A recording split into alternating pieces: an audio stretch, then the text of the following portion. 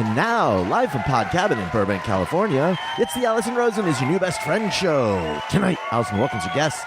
He's a journalist and author of Man-Made and In Defense of Elitism. It's Joel Stein. And she's a writer and the youngest member of the Dorf on Golf fan club. It's Robin Shore.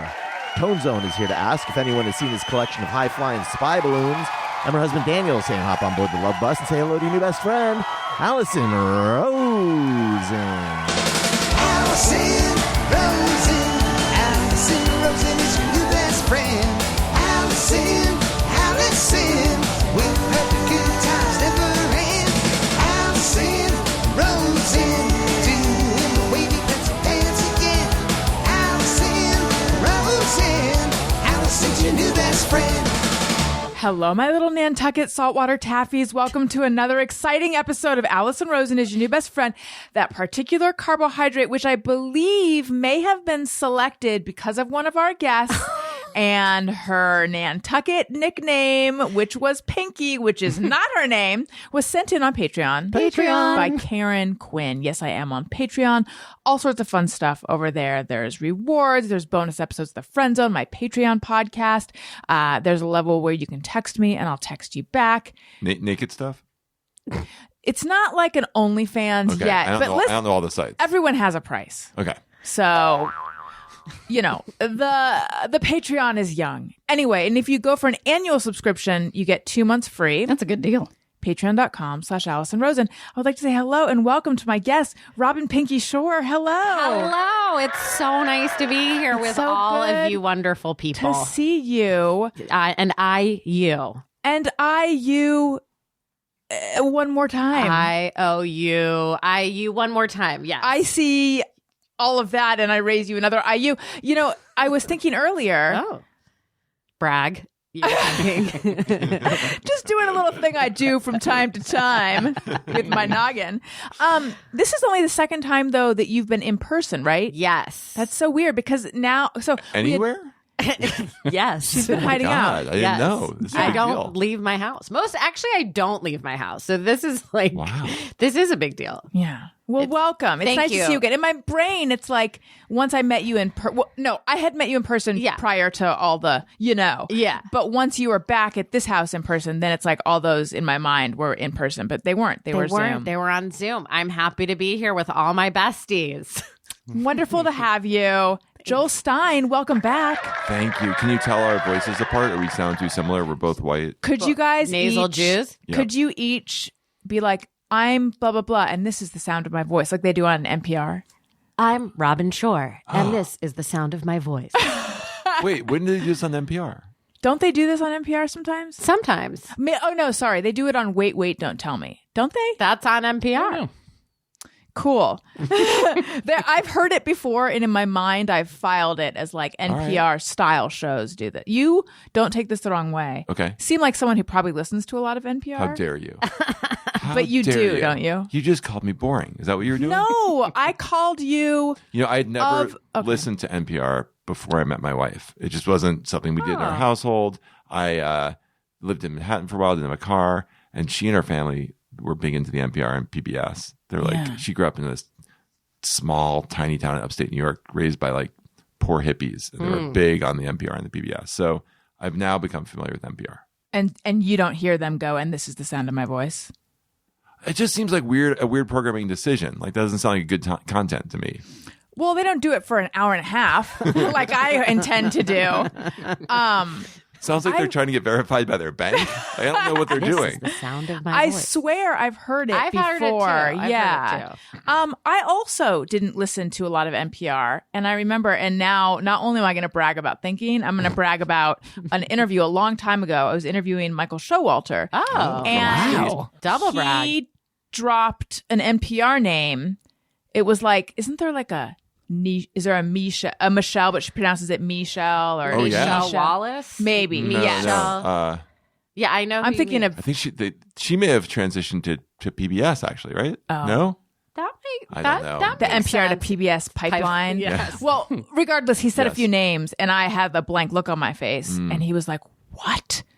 I feel like maybe he grew up in your wife's town.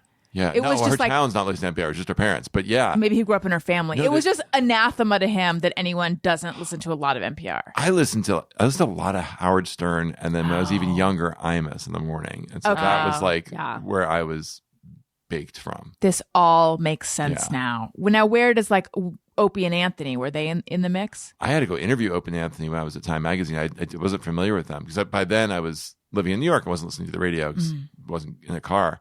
But I went over there and I was like, this is a whole different world. It's a whole scene. That was craziness over there. Yeah. I mean, Anthony has since gone particularly crazy, right?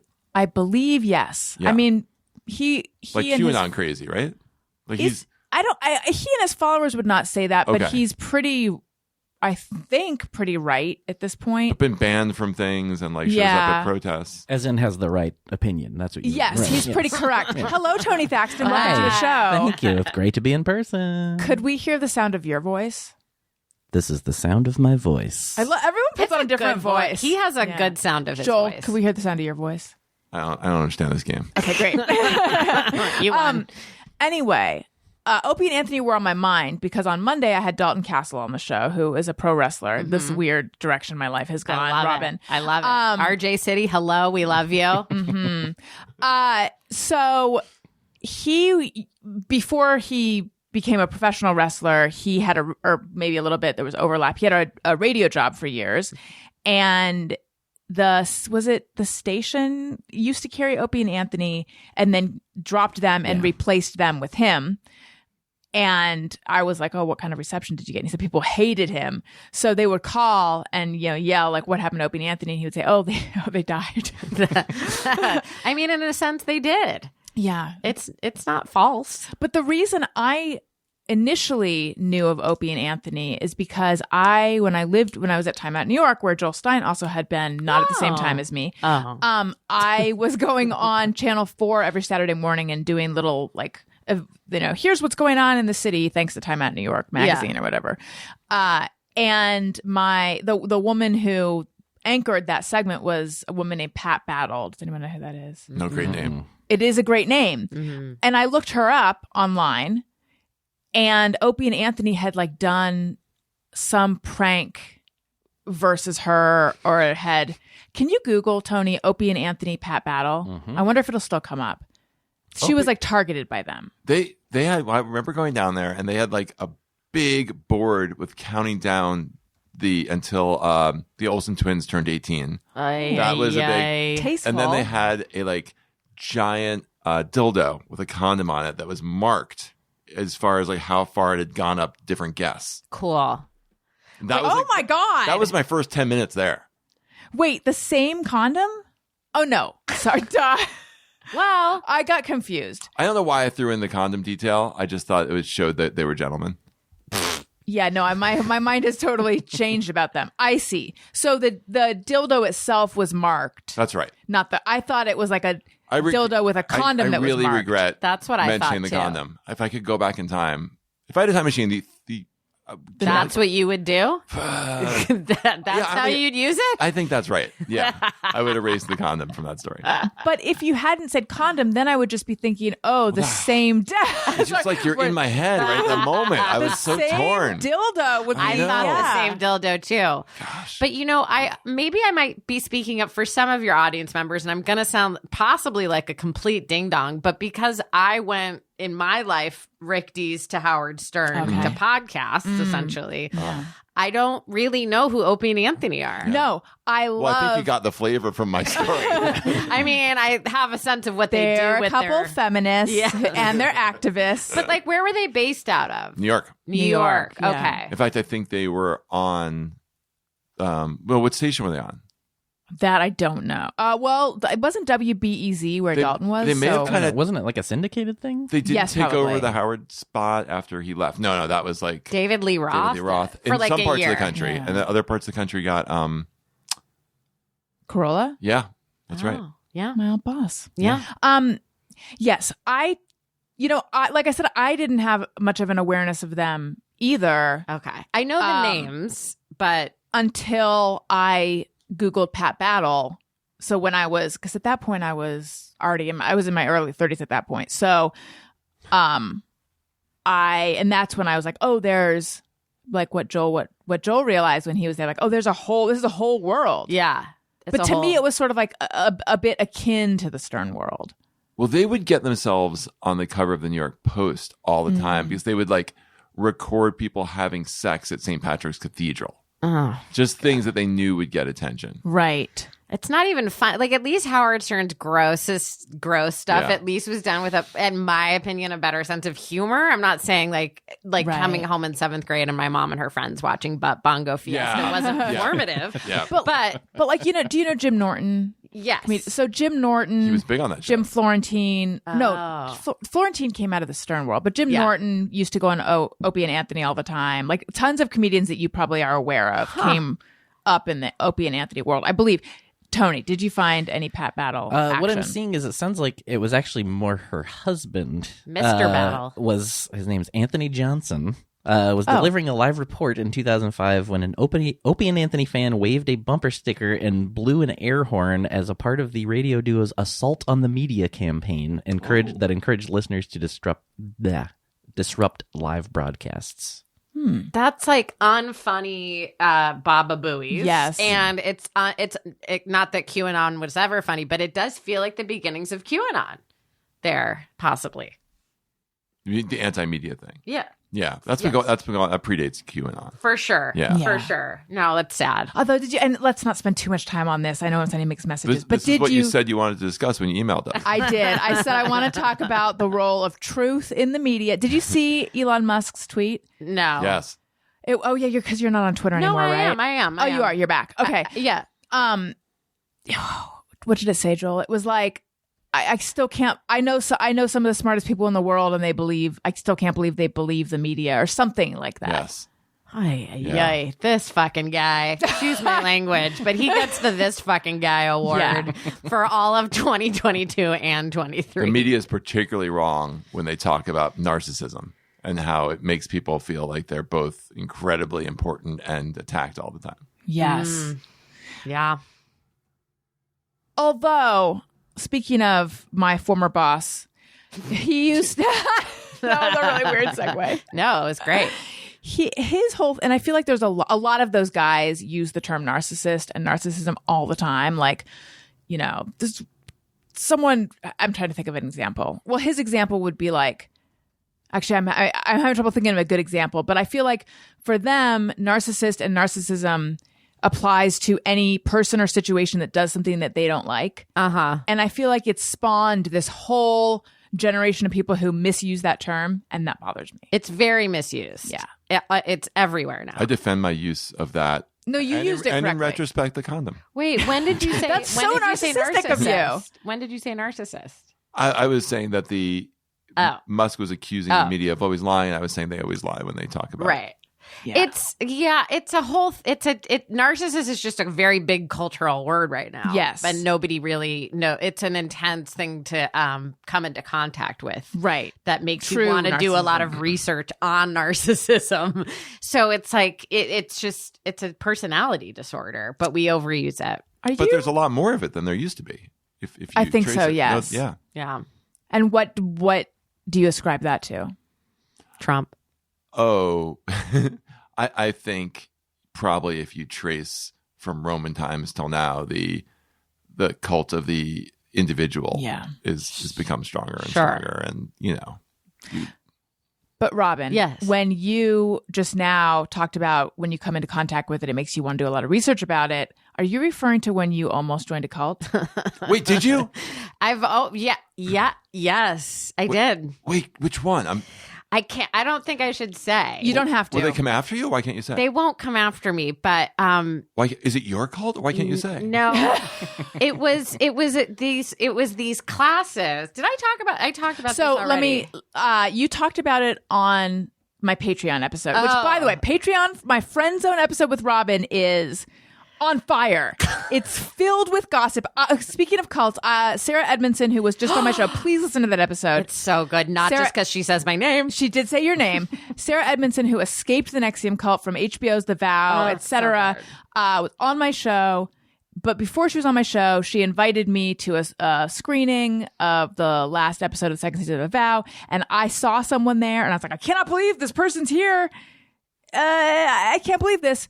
And we mentioned that guy by name, went into, I mean, it is just such a juicy episode. It's a Patreon.com/Allison Rosen. But anyway, you talked about it up there, but then you sort of teased it on the regular show. So I think it's like the fact that you almost joined a cult is out there. Common knowledge. Yeah. So for Joel, please. Joel has a lot of questions. I do. I hope I can answer them. In a nutshell, a couple of my friends were taking these classes from this guy. I almost said fakakta guy in South Carolina.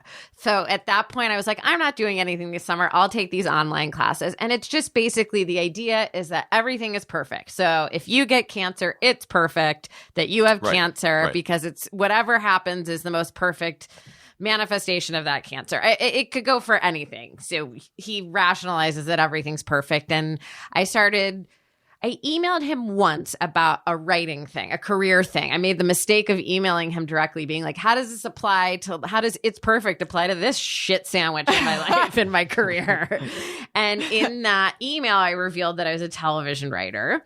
And a couple of months later, I got an email from him asking if he could pitch me a television show. And I said yes out of pure curiosity. And then the show, this is all recorded on a Zoom. I'm not even kidding. There is a record of this. We get on the Zoom and he said, this is based on a true story of when I fell in love with my partner. She was an older woman working at a bar, and we were so overcome with love for each other when we first saw each other that we went into the alley to have sex, and an alien spaceship came down and infused my semen with alien characteristics, and we made together an alien baby. And I'm on the Zoom, like trying to cover up the face that Tony's making right now. And at this point, I had taken 3 sessions of class, and they were not expensive. I should say that. But but the thing is, I sort of got off that Zoom as quickly as possible. I had to go to a meeting, and I at least had something funny to talk about in the meeting. What I didn't appreciate and what felt very culty to me, and he does have a following, is that his follow-up was like, this is your project. If you sell this project, it'll be the easiest sale, casting, and production you've ever experienced. Like, God basically spoke. I could read the email, like, it has been divined that you do this. And I'm like, that's a that's a lot of pressure. Like, I got to get my own stuff in line first before I start pitching yours. So he's just a guy, but he has a relatively big following, and like my friends have so yes, I almost joined a cult. Can I ask a couple questions? Please. How did you first hear about this cult? Through a very good friend of mine who I love very much, and she is not an idiot. I didn't say. Why was she pursuing this, or why did she like this? She wanted, I don't know how she heard about him, but she's always been into, what is it called? It's those people that chant, like when people have chant, like Abraham Hicks. That's what I meant. Do you know who Abraham Hicks is? It's and Esther Hicks. Oh boy, Esther Hicks. It's just like these people speak through the bodies. A medium. Okay. So can I just give the quick thumbnail on the Abraham Hicks Esther Hicks thing though, because I had heard of Abraham Hicks because Jess Rona, who's dog groomer to the stars, she's great. She's great. Don't know her either. Oh, you got to get on the Jess Rona train. Expensive but worth it. So expensive, but worth it. But anyway, she makes these like slow motion videos of dogs set like with air blowing in their fur, like set to music, and then they went viral. And she had this whole like she's blown up. She posted this thing about like, I don't know, like something about like bringing money or profit into her life because she'd been listening to a lot of Abraham Hicks. And that's when I first heard the name. And then I started hearing it more and more from like new agey people that I like respect though, Abraham Hicks. It turns out there is no person named Abraham Hicks. Oh, he's like Haagen-Dazs? Is there no Haagen-Dazs? No, or Frugenwasser. Yeah. There are 2 real guys named Ben and Jerry. In Orange County, there was Heidi's Frogen Yogurt. I remember. It was very good. Yeah, it was really good. And so was the there was a pun of Humphrey Yogurt. Yes. It's still there. It's in the Gelson's on Van Nuys Boulevard. Okay, so there's no Abraham Hicks. There's no Abraham Hicks. There's Esther Hicks, a woman who channels Abraham Hicks. That's perfect. Yeah. I just didn't That's know it more for so legit. long. I know. Okay. Well, this guy, let's Robin. just say his name was Kevin Grady. Kevin guy in South Grady, Carolina. yeah, Okay. he channels a non-physical being named Felix. An alien or a cat? Or It's just it's a group of non-physical, non-judgmental beings where everything is perfect. okay. And so he gets on a Zoom with like maybe the 30 people in the class. Yes, Tony. Tony, How long ago was? Because you're saying Zoom, so this is not very long ago. Tony, this was this past summer of 2022. Oh, okay, all right, continue. All right. In a fact, fresh I may story. have been here even before I got that pitch email. It was so startling. I laughed so hard when that email came in. Wait, does he have an alien baby? No, to this day? well, Or it didn't come out. I actually want to forward you Please. All of us. perspective, the sort of, he wrote out his notes so you can read it for yourself. Okay. But the baby, the 51-year-old woman got pregnant with their baby. Oh, my. And because he spoke Zulu in his childhood, he's able to speak Zulu to the alien Was baby. he from Africa? He said he spent the first few years of his life in South Africa and was raised by a nanny who spoke Zulu. So he's speaking to his unborn alien baby in Zulu. Okay. Okay. And then the baby was giving them like light codes and communicating with them. Sweet. And then the baby told the mom that it had to go away and die. And it wasn't going to be Aw. able to come onto the earthly plane. That's disappointing. That's sad. But also, it would be hard for that alien baby in this world. Yeah, where You it's know, not. Do you think nothing's she was ever perfect. pregnant? I don't know. I mean, he had such conviction when he was pitching it to me. He's like, I swear this is all true. She got pregnant. And I don't want to be ageist, but if Please. I'm an alien, Yeah. I'm looking for a womb. Don't choose the 51-year-old. I'm just saying, Oh. right? Yeah, Dusty. It's And what was Dry. also what was also very culty to me about it was I knew offhandedly that his partner, his wife, was named, let's just say, Sarah, and then You're so afraid of these people. I know, and then the woman that he was talking about was for sure a woman in the group named Annie, and so I was like, oh, you're clearly sleeping with that's like the telltale sign of just like these men in the cult of individualism, these men who like get enough reaffirmation from a group of people that they think they can have alien babies and pitch television shows. to them. When you decided this was not for you, did they let you go easily? Yeah, there's been no follow up from Okay. him, from the That's guy good. in South So is Carolina. one thing I'd like to know Yeah. is what in NXIVM or Scientology they would call the tech. Yeah, the tech. yeah. Oh, So the tech. Was there useful, Yes. like human potential movement kind of technology that was being imparted to you that you're like, well, these people are nuts. I'm not so interested about their alien babies, but I'm going to use this thing they taught me. Yes. Interesting. There were a few key takeaways that I found useful at the moment I was in But this no past longer. summer. I haven't thought about the tech. You know what I mean? But do you think some of it is useful? Yes. Useful for manipulating other people or actually just useful in life? I think it's been useful for me in life, and I don't know about manipulating people. I mean, But all these people who leave I NXIVM and know. Scientology are like, too bad that they became so evil because the message that they were Right. teaching That was pretty something useful. I asked Sarah because Yeah. I was wondering It that, always- like, are there still NXIVM things that you use, and like, how do you Oh, reconcile that? And she was saying that it's that's like a conversation that's had between she and her husband, who also was NXIVM. And was like, she married to that guy with a weird name? Nippy. Nippy? Yes, He's my favorite character in the whole thing. He's. He's the only he's smart. great. No, that's not Yeah. fair. He's the smartest and most reasonable of them Do you know where Nippy comes from? His middle name is Nippert. Oh, Nipert. Wait, you act as- Nippert. But you're acting as if that unravels the riddle. I'm left in the same place. It unravels the riddle of where does Nippy come from. Not really, because you're left with Nippert. Anthony Nippert Ames. But Nippert's not a name. I think it's had to have been like someone's last name, like maybe a maiden Oh. name or something. Sure. But still, there's a lot of places you can go with Anthony Ames before you arrive at let's make Nippert Nippy. Yeah. But anyway, yes, he's delightful. But yeah, she was saying that it's like I think it is a question of. She was saying she's still like deprogramming, still unlearning She things. will be forever, I feel Yeah. like. And that I think it is hard to figure out like what is something good that I learned versus what is like in the old days, upon meeting someone new, she would, like meeting me, she would instantly be trying to figure out, like, okay, which Nexium program could suit her? Where would she belong in Nexium? What can I sell her? And that's like a thing to unlearn. I think you're sort of unbraiding yourself for life. I mean, we all are, from like whatever wiring we were trained with, but then to have that on top of it. But much like most like cults, I feel like they hooked me in with stuff that was making sense to me at that time. What was the main thing that hooked you in? You were like, like my friends that were in it seemed very happy career wise. Like it seemed like they were calling in things that were meant for them career wise. And I was like, oh, that seems great. And so I just asked them, I was like, who is this guy you keep talking about? So, and then everything he was saying at the beginning really, really made sense.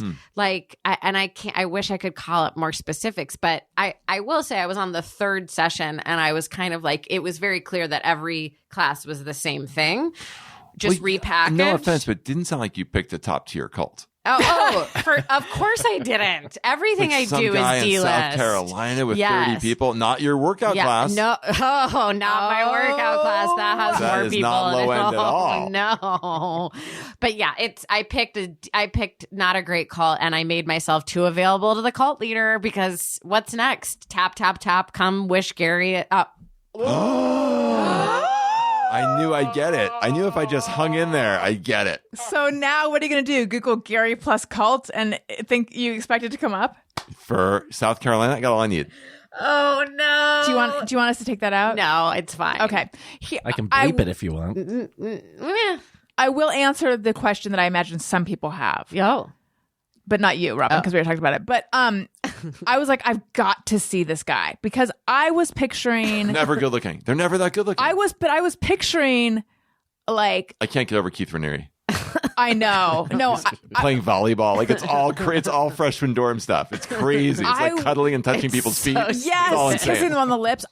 But in my mind, it was like a Jesus-y hippie guy, like playing a guitar, like tanned Osho. and who'd you say? Like Osho, like the guy from Wild Wild Country. Oh, I didn't see that. Okay. But is he attractive? No. No, but he definitely looks Jesus-y. But I pictured like an attractive Jesus-y guy. That's what we all where you're just like, to jump ahead, he oozes sex or something. Right. Olgair, not at all. No. I was just like, oh my God, this is the guy? Hold on. This is the guy. If you're like a super good looking dude, your You're right. You first don't have course to. of action isn't, I gotta spend the next 12 years starting a cult in order to get You're laid. right. You You're go right. straight to get laid. But the thing is, I You're don't so think right. anybody sets out, and I don't think they say in the vow, Mark Vicente says you don't join a cult because you never know that it's a cult. And I also think it's what happens when enough people say yes to somebody, whether it's a celebrity or a religious leader or somebody. If enough people gather around this person and say, yes, yes, yes, you're great, that person's going to go from like, I'm dispensing useful information to I'm impregnating them with alien babies. But- like it makes them crazy. But you have to have a special predisposition toward that, don't you think? Because I think if anyone like heaped praise on you, Tony, and me, Joel, I'm not sure about you, but the three of us, I don't think we would start cults. But if like enough people were like, if we turned into the Opie and Anthony of Burbank, Oh, dare to dream. like we could start believing that our shit didn't stink and like we That's could go anywhere different. and do That's anything. different than starting a cult. That's a real narcissistic. Like, But doesn't it start there? Isn't that lots of people become famous. They don't start cults. okay? I mean, It takes something special. Yes. What do you think is the deciding? Like, what do you think starting a cult is about?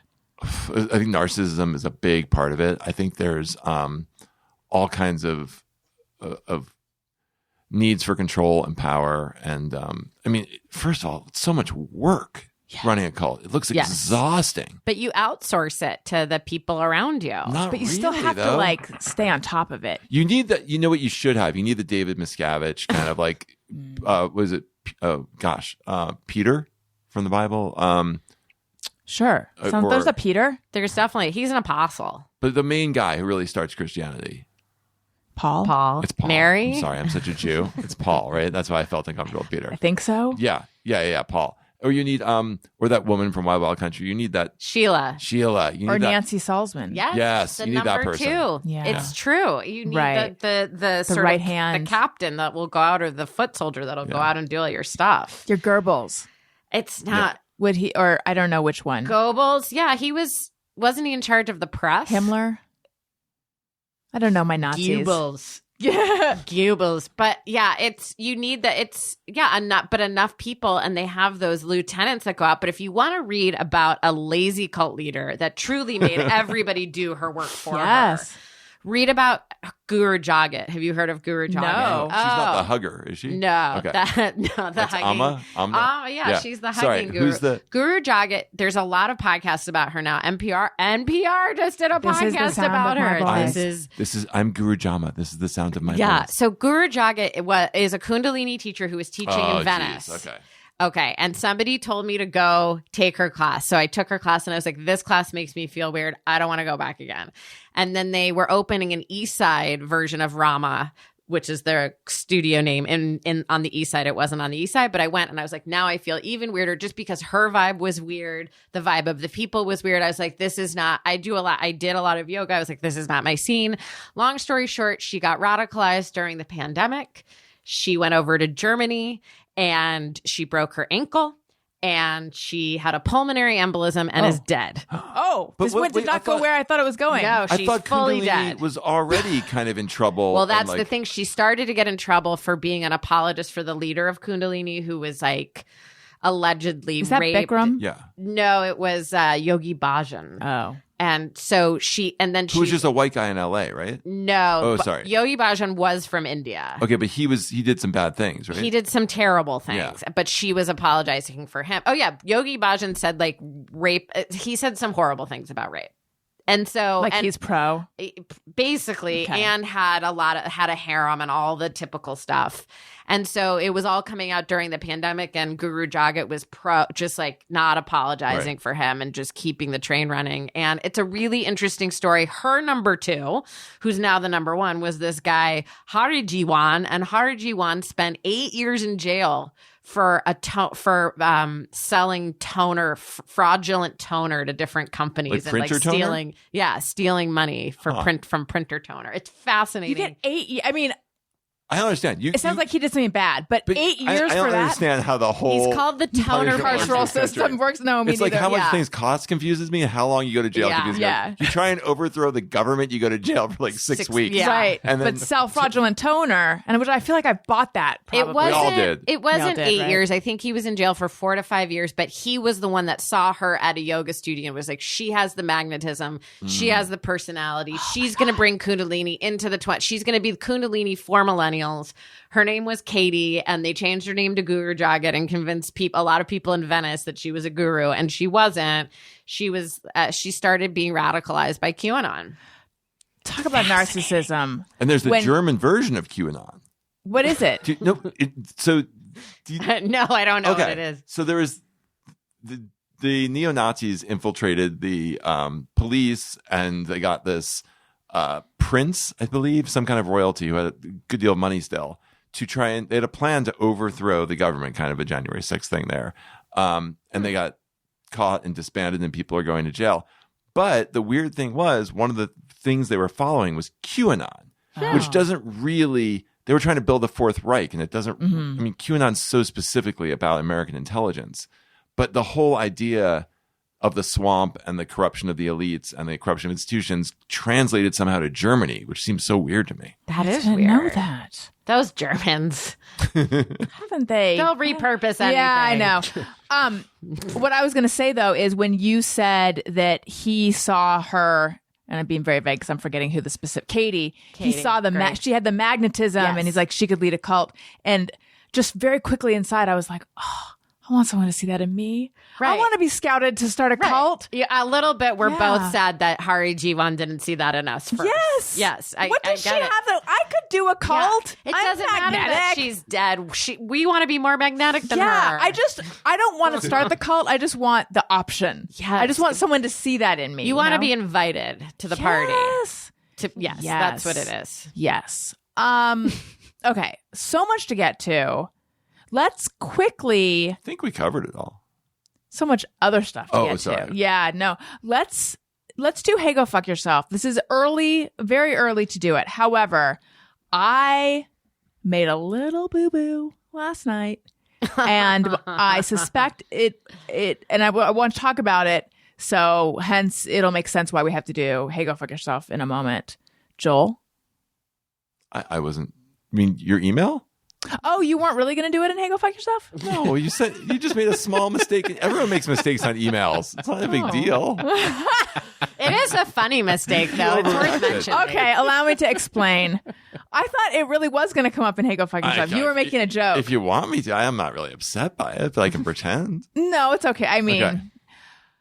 It was like the third. It was the third email of the day that someone mistakenly sent me and apologized for. Like that's what email is. Okay. Well, I just thought it was really gonna cut. You didn't use an emoji or emoticon to indicate tone, Yeah, so I didn't know. That's my go fuck yourself.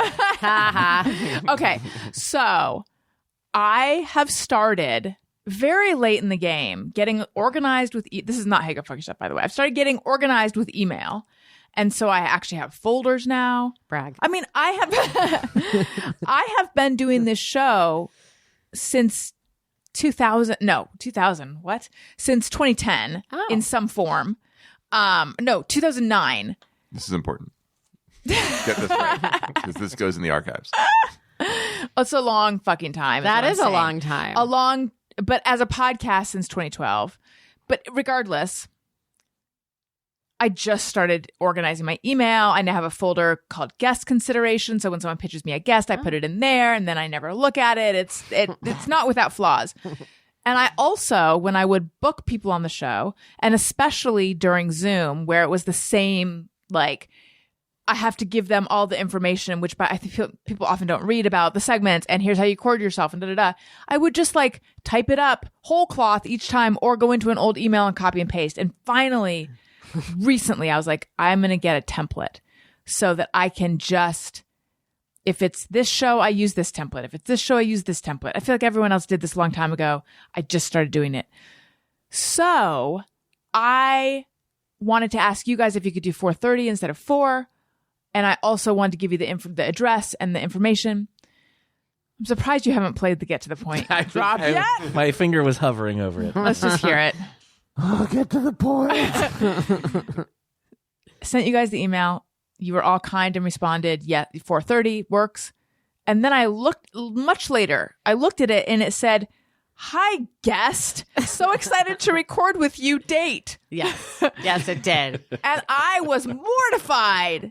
I giggled pretty hard knowing how mortified you'd be, good, okay. But it's great. And this and Joel was going to make it as go fuck yourself. That's what I thought, but it turned out he was just you kidding. had such an extreme reaction of How horror, mortifying. as if you had committed some horrible sin. Like, I mean, it's not as bad as when years ago I wanted to tell my friend about this exchange I'd had with a guy I liked, yes, and what he had said, and I sent it to that guy. Of course. That was worse. Yeah. I am now really good friends with this woman, Lauren Zelaznik, who I met because she was running I know that name. VH1 and Okay. Bravo at the time, and I had sold them a TV show called Hey Joel, and I had written the pilot, or I'd sold them a pilot.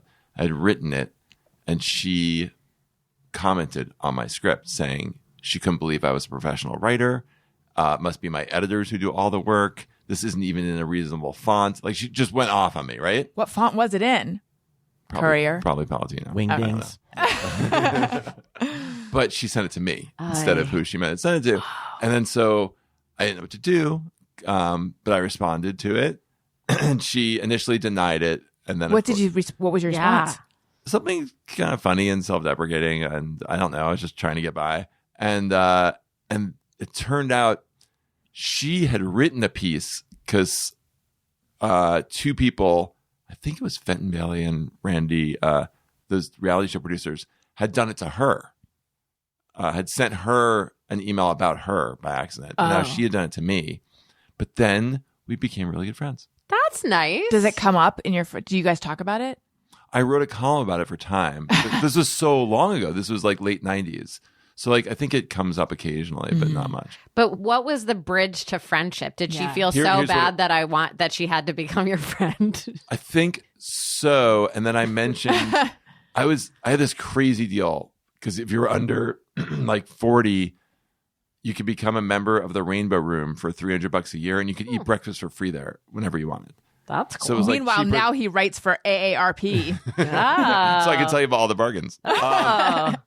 And I think I invited her, and then she joined. And so we were both members together. That's I think that was nice. The Rainbow Room in New York? Yeah. Wow. Yeah, it was like right across from where I worked. So I could just stop by and have Eat this breakfast. Very fancy breakfast and read like the Financial Times or whatever you felt important doing up there. Like, what kind of breakfast are we talking about? Oh my God. Well, this became a problem because I went at least once a week. And so I became regular. All the people there knew me. And so as soon as I walked in, they'd start making my breakfast, which was an egg white omelet with smoked salmon inside, and I think some fruit. Loved it. Yeah. But by the 100th time, Yeah. You I want wanted something out, different. but I didn't know how to get out because I was Norm, right? Like I walked in, they said hi, and they brought me this thing. And, Right. and I loved being Norm, but it was really difficult to try and get a different breakfast. Were you ever able to attain it? I was at a conversation. It was a difficult conversation with someone. It wasn't difficult for them. They didn't care. But for me, No, was I hard get for me. it. And then, and what was your alternate? Do you remember? I think it was like scrambled eggs. Wow. Out of left field. Wow. No, it was a bagel. I don't know. I Yeah. mixed it up a little bit at that I point. understand. Snack Chat. Robin, have Yes. you ever made an email foible, like sent some, because you work in TV, have you sent someone the wrong person notes or anything like that? I have made a friendship ending text. Oh no. Yeah. But What happened? foible was the word you used. Yeah, this sounds bigger than a foible. I heard something about a very good friend that I wish I hadn't heard, and I texted that friend. Funny that we're talking about like the vice president, the number twos, the toner bandits. I texted that dear friend's toner bandit and said I shouldn't be hearing the stuff about XYZ. And my dear friend happened to be holding the other person's phone and saw it and wrote, This is your dear friend. Please go fuck yourself. Oh, really? That was verbatim? Yeah. Wait. To clarify, God. you texted someone. You sent it to the right person. I But it was sent about to a person who happened to be with that person, looking at holding that their person's phone. phone at that time. Correct. Oh, that's And a it's series of taken unfortunate it's events. taken it's taken a long time to get back to normal, but it's Oh, I'm fine. sorry. But yeah, So you're back to your friends again. yeah, but I don't know if it'll ever be the same. But I wish in a perfect world, like when I have talked about this story in therapy, the thing I have to remind myself is like I wasn't doing it to be gossipy. I was literally doing it to be like, if I'm hearing about it and I'm so far out of the circle, Yeah. that's problematic, and I should have been more direct and told the person directly.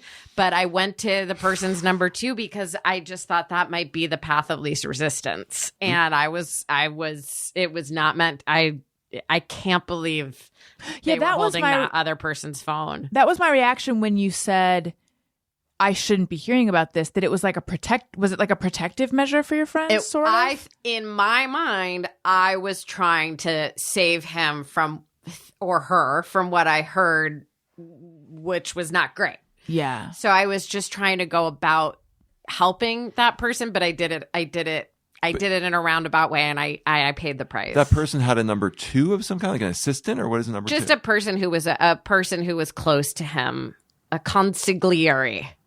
Wow, you run in crazy circles. I You're- don't. I think of you as It like just a sounds more sitcom dramatic writer, than and it you're is. in like a And she's in the cults, mafia now. And then No, it's a very colorful. No, I don't. These stories all make me sound more interesting than I am. They're just like sad, horrible things that have happened.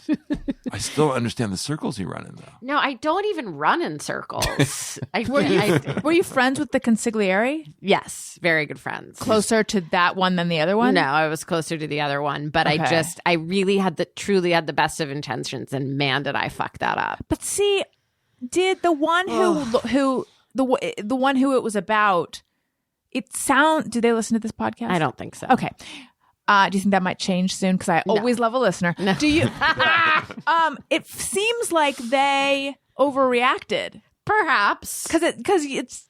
I mean, maybe out of shame. I don't know what the content was, but like maybe out of shame or something, because you were Yes. trying to be protective. I was trying to be helpful. I was trying to be protective. I was just trying to say, like, hey, like, I'm a million miles away from this. Why is it coming up in casual Yeah. conversation? Right. And these people know, like, it, and it wasn't the first time it had come up. And by like the 5th time, that's when I decided to text. Was it an inappropriate romance kind of thing? It was in that vein. Okay. But I learned so much from that. It was so painful. What did you learn? I just learned to keep your shit tight and like from that moment on, I use my friend Mickey Rapkin's phrase, I am not involved. I'm not involved. Yeah. I'm not. I hear something about a dear friend. I'm not involved. Mickey Rapkin, is that? Do you know Mickey Rapkin? No, is that a cult leader? Yes, he's I know of Mickey Rapkin. leader. He's great. I don't know him personally, but in magazines at the same time in New He York. was a magazine writer, and he wrote the book that Pitch Perfect was based on. He followed an a cappella group around for a while. Cool. I feel like you guys would know each other. I'm actually surprised you don't know him. Wow, Wow, I don't know Joel. a lot of people. Yeah, Joel. I don't believe that at all. You had what's his face to your house for dinner, and you had to gently him out. Oh, yeah, but I don't like George- Yeah, but we're not friends. It's not like I go call George George Clooney. Clooney. Oh, Yeah, friendly. that's exciting. Yeah, but if we're gonna drop names, Oy. and you don't have to say who it is if you don't want. Before the show started, and I do have clearance to bring it up. I'm not pulling a consigliere move. Oy. Robin told us that there's a very, very attractive, famous pop star who works out at her gym. Directly next to me, not just at the gym. Her class. In my class. And then in the course of telling us, she tripped and like fell into a little side table. Because that's what it's like to be in this class with this person. Is like you never feel more your age or older than when you're surrounded by one of the most good-looking people in the entire world. We shouldn't name the person. No, Okay. But I just you would feel already that. thought he was attractive before you saw him in person, and now upon seeing him in person, it's just through the roof. Yeah, and there's some people that you meet in person, you're like, cool, that wasn't what I thought it was going to be, or whatever. And this is just like this was just I look away. I can't even look at him. You can beep this out, but is Kirk Cameron that good looking in person? There was a time where it would like I would have gone cuckoo for Kirk Cameron, and they shot Growing Pains right next door to you on the Warner Brothers road. Oh, yeah? They did. Sorry, what was the question? No. But is this person that attractive? Yes, I think the world would agree. He's an attractive. Okay, but my wife and I play this game called Better, Worse, the Same. If we see someone famous, like, Okay. in person, are they better, worse? The same? way better. Way better. Because I was a fan of his stuff, but never considered going to see him in concert, et cetera, et cetera. And then I was just like, the first time I was like, oh my God. The second time he said hi to me. He said hi, Yeah, unprovoked. He said hi, yeah. What? You left that out? I Yeah. did. I'm What'd you sorry. go with? Well, I texted my cousin and her daughter and just wrote, I think I'm going to scream. Like, I thought I was going to throw up, which is not how you want to feel before a workout class. No. That's not exactly cheap, you know. What did you go with? What was your response? to the hi? I went, hi. I already went, I don't know. I don't know what I did. I don't know. Is he just super friendly? Yes. I've got to go to this class. I know. Do you have to be good at working out? No. Okay. You just have to have a lot I'm of a money. klutz. You saw me. I almost tripped. It's very exciting, but I have to say, I hope he doesn't come anymore because Sounds so distracting. it's just no. I hope he does come because it seems like Yes. he enjoys it. Yeah. But I have to get more used to him being there. What would be like and we haven't named him, but one of the biggest current pop stars in the world right now. What would be like the ideal activity for him to show up at? Probably one of his shows. Because then you're not caught off guard. Are you talking about like a date? No, I'm saying like, This is Just it. to see him somewhere. yeah, if is it. you're, no, but it's interfering with her working out. No, this is the best place a celebrity. Do you have any can show up. idea how disgusting I look when I'm in there? Yeah. It's like I look so gross. Is it hot in there? And Are you wearing makeup now to class? Have you switched? Have you switched your outfits or anything? I don't have enough workout outfits to the point where one of my friends in my workout class brought me a bag of clothes because she wants me to have better workout clothes. Because of this guy or just in general? I think because of this guy. But I did fill in my eyebrows before I went to the Yeah. last class. Yeah. I can't wear them. It's too sweaty, but I was just like, I hope he thinks my eyebrows look good. Yeah, because when you think like that would be a little bit of a nightmare actually to run into like someone who, according to you, drips sex when Drips. you're in your workout clothes, And unless you like that look. No, there are some women in there who look gorgeous when they're working out, and we're born to be there. And I'm definitely on the older side, and it's intimidating to begin with. But does he say hi to everyone? He's very friendly. I don't really know Love him. I know. All of a sudden. I know. Hope this isn't annoying. I just want to protect his privacy because it seems like this is the thing he enjoys to do without that feels like a normal person thing. Yeah. So in the course of going about your day, what would be the ideal activity for him to appear during? Maybe walking my dog. Okay. I look terrible walking my dog, but at least I'm like in control of the environment. Like I know where I am. He can meet my dog. It's working out is just like too much of my body showing, and it's just too much. So oh no, go ahead. I'm thinking. I think that would be ideal for me if I had a crush on anyone besides my wife, which I don't. To see them in a workout class, I think might be ideal. Right. Are you being pervy because you're like because they'd be wearing? Okay, you are. I don't like your impression of me being pervy. First of all, I'm a much smoother perv. I like your workout. Thank you. Yeah, there was a lot Cool of like, tank. So it's because it's sort of like you would want to see them at the beach. This is better. That's interesting. I see what you're saying. Like But that's a very masculine way of regarding this. Whereas It's the male gaze. Yes. Whereas we're thinking about how we would appear. Right. It's Again, the the male female gaze. narcissism. Yeah. Yeah. No. But it's also a class where there's a lot of beautiful people that look great and are there 3 times a day and eat nothing. Is this the best looking person in the class? Ooh, good question. If this person wasn't famous and you were just looking around the class? Yes. Wow. Yes. Okay. Yes. By a mile. Wow. Also, not a lot of men take those classes, so Is it like a it's mostly women in jazzercise? there. It kind of. Okay. I don't keep up on the classes. Remember Mousercise? No. When Mickey Mouse did Mouse. There's a Tony, record. Yeah, there's a record. you should do that for. It's on my list. Okay, Yeah. great. Haven't gotten there yet, but The way you said Tony was so melodic. It was like, Tony. Tony, you should. Yeah, Tony's podcast, Bizarre Albums, is really good. And if they do Mousercise, how lucky would we be? Did you ever do Zumba? Yes. Did you? I didn't break a sweat. No, Zumba wasn't for me. I was 40 years too young for that class. Have you? You do PS22? Oh. Yes. Okay. Daniel had the DVDs. That was a big and I deal. did. And who's the guy who does it? Paul Ryan. Oh no! No, sorry, the leader. I'm like, really? I don't remember that. Whoever the PS, and Right. he was like, there was something so PX90, right? so salacious that he said he's like, it's like it's Tony something, I think. Isn't yeah, it? but my brain is saying Hawk or Little, what is but it's his- neither of those. Because Tony Little's the gazelle. Oh, Tony Little had exercise program too. Right? Yeah, the gazelle, and he put his hair through the Yes. band in his hat. He But had some Susan Powder energy. Oh, yeah. Tony Horton. Tony Horton, I did an article for Los Angeles Magazine last week where I went to this group. This woman has this workout videos, but she came to my house to do it with me, called Stoned and Toned. No. Yeah. you get high, and then you get And then you work Ripped. out. You got all that from Stoned and Toned. Yes, exactly. Yeah, she gets you wasted.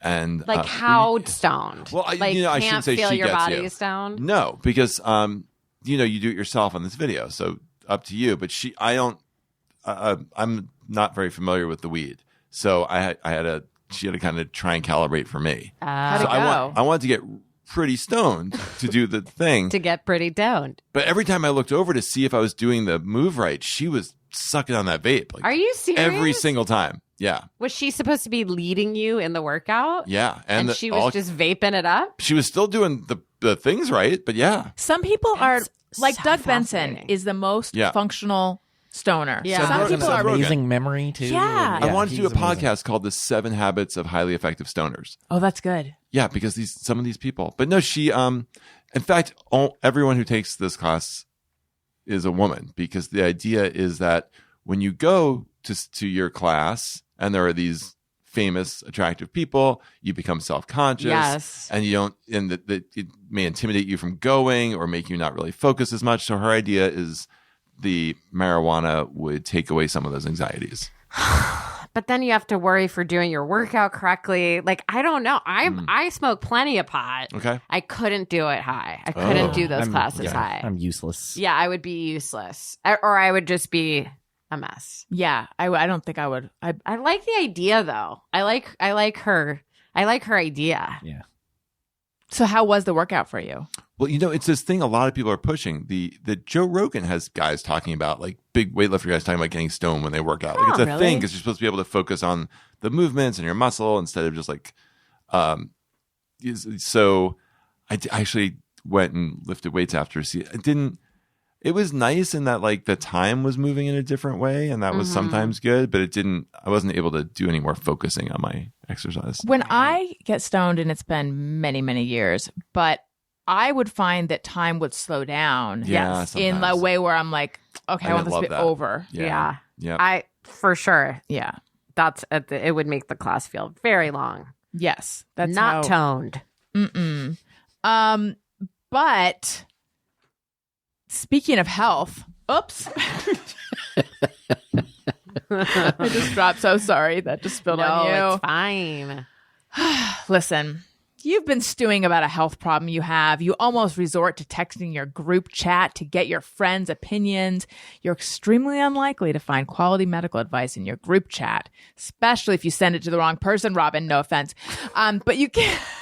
That was meant to be a funny callback, and it just came off as barbed. It's good. But you can find it from a doctor on ZocDoc. Thousands of medical professionals on ZocDoc are there to help you. They listen like a friend. They give you the expert care you need.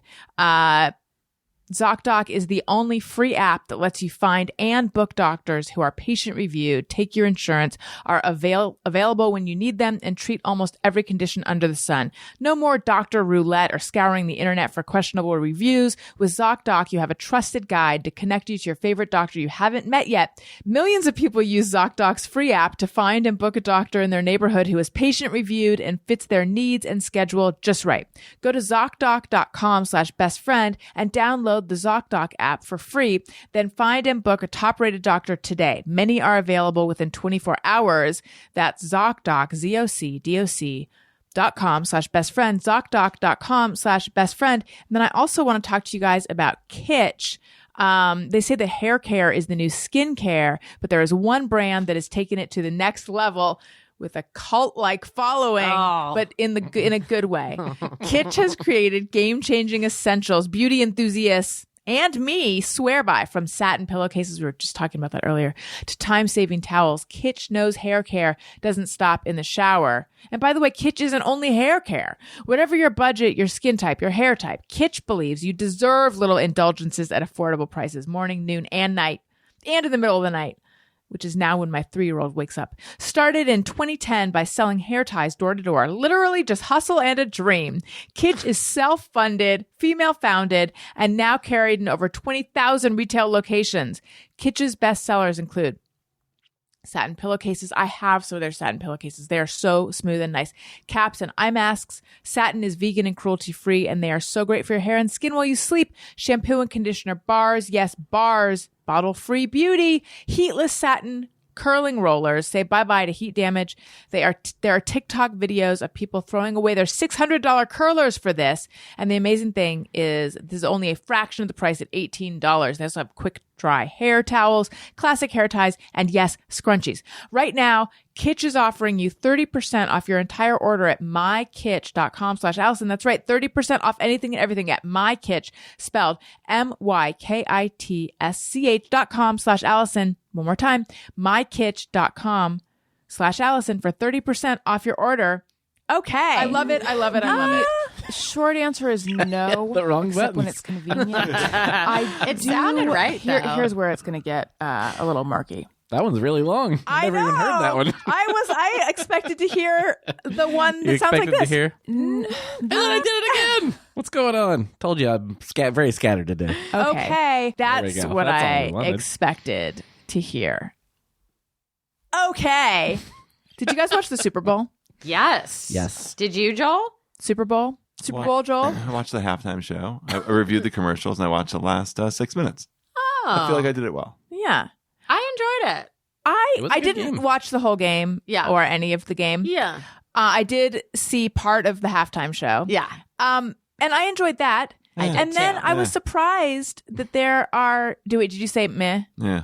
Why? Because her mobility was limited because she is in a beautiful stage of life called pregnancy. No. Okay, then why? I just need a little more action. Like I was impressed that she was high up. Now that I know she's pregnant, I'm not sure that was such a good idea. It seemed really dangerous. Yeah, it seems super dangerous and scary. But other than being high up and it looking like some kind of video game on your phone with a lot of like white characters invading, I just didn't. It just seemed stagnant. Didn't seem to have a lot of changes. Like unlike last year with Dr. Dre, and it just seemed like a lot going on. Or Lady Gaga, where there was just a lot of even the weekend with the insane choreography. I just felt like as I was seeing a concert.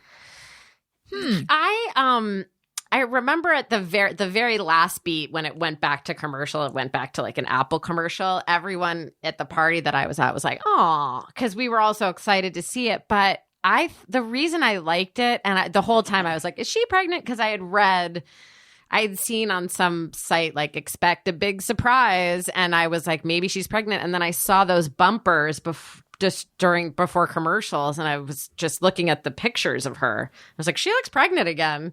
But needless to say, Very fast. I just I just liked that she didn't break that it was clean.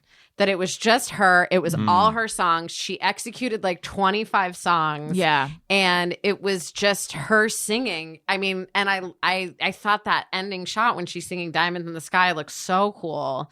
But I understand it wasn't like a I spectacle. need more Broadway. Yeah. And if you think about it, when they start bringing in those guests, it is a little like stressful. Yes. In the transition when you're bringing guests on and off. And maybe she was just like, I'm pregnant. I'm the star of the show. Yeah. It's going to be take it or leave it. It's me. Yeah. I I'm didn't not pick going to up on bring the pregnancy thing. Right.